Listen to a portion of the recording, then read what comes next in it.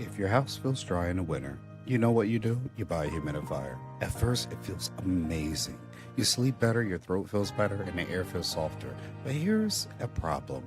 A humidifier can help, but it can quietly turn your home into moisture problems. If you ever seen fog on your windows or noticed a musty smell, found damp corners, or spotted strange marks around the vents, ceilings, or even baseboards, you might have not really a bad house, you might have a humidity strategy problem. Let me connect this to land real quick, because owning land is more than just about dirt. It's about the house you build on, or the home that you live inside of, and how you maintain it, how you protect your household when the seasons change. We all have to. And in winter, your land might be quiet, but your house becomes your world. So if you're adding moisture to your air, you need to do it in a controlled way. You know who I am, Phil Davis with Ancestry Lands, and today I'm going to break down 3 humidifier mistakes that can create a mold risk, and the simple homeowner fix or rental fix that you can do to keep your place comfortable without inviting moisture problems. First, let's set the goal.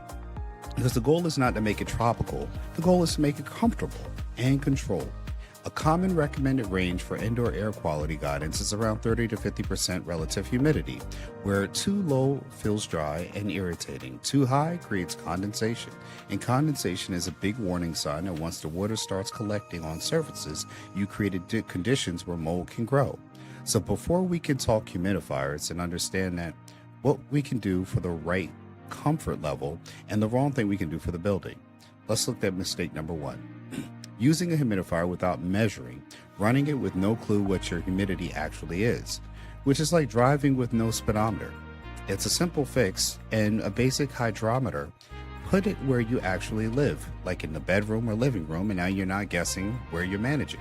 Because you see humidity creeping through the high 40s and 50s in the winter, or your windows are wet every morning, that's a sign to back off.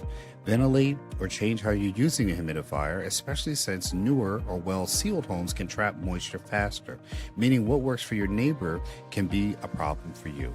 Now, mistake number 2 is running a humidifier nonstop, like a space heater day and night. Every room, high output, even through the winter homes that are already sealed so moisture just keeps on building.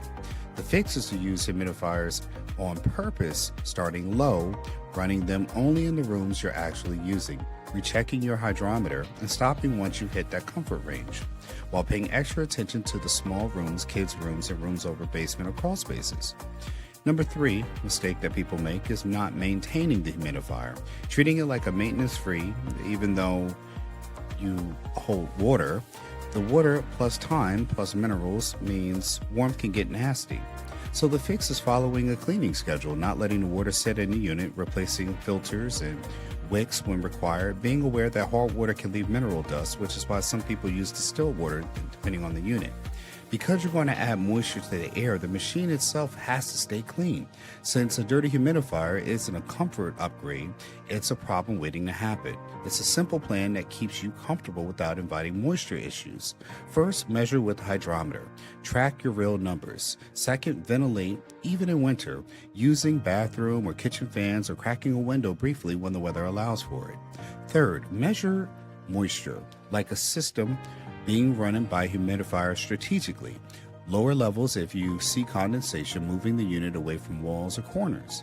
Because this isn't about being paranoid, it's about being a good steward for your home. Quick signs you might be overdoing include water on windows in the morning, a musty smell that wasn't there before, or a damp feeling in the air even though it's cold outside. You see, those signs can tell you the humidifier, turn it down a little bit, ventilate, and make sure you're measuring it. Check that real humidity. Set your humidifier to low and adjust based on those numbers. Keep it clean, and you don't want water to sit in it. The bottom line is humidifiers can be great in the winter, but 3 mistakes are running it to stop it like a space heater and skipping maintenance. You don't want to do that. Your home and your land shouldn't hinder your health. If you're ready to take the next step in your land journey, come visit us at Ancestry Lands and explore land opportunities and resources designed for real people. No credit checks, no long paperwork, and you want a clear roadmap to how to own land or understand land? Get my book, Getting Dollars from Dirt, a guide that can help you save thousands on your first purchase. I have links in below, as I am an Amazon affiliate, to hydrometers, so that way you can get one for your home too. Stay safe, don't stay moist, and like, share, and subscribe, and follow us for more information on how to keep your household clean, not musty. Take care. Most people don't need motivation, they need better information. Owning land, growing food, and becoming more self-reliant often sound complicated, mostly because they're rarely explained clearly. Ancestry Lands focuses on the practical side of independence by talking about what land ownership actually costs, what works in real backyards and small parcels. Because independence means getting freedom and security, and land just happens to do both. If you prefer planning over panic, subscribe to Ancestry Lands for information you can actually use.